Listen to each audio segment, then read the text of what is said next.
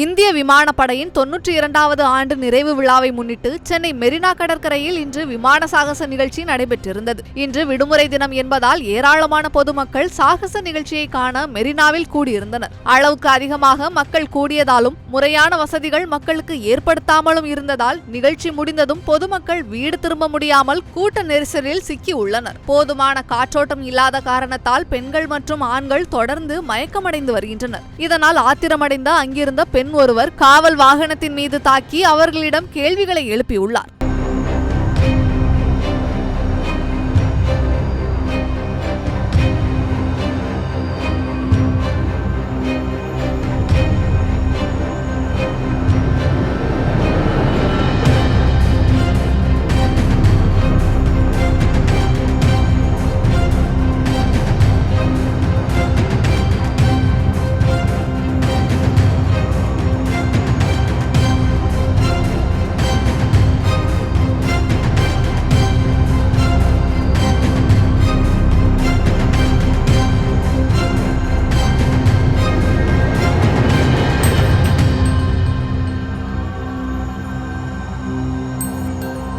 செய்திகளை உள்ளது உள்ளபடி தெரிந்து கொள்ள ரெஃப்ளெக்ட் நியூஸை சப்ஸ்கிரைப் பண்ணுங்க.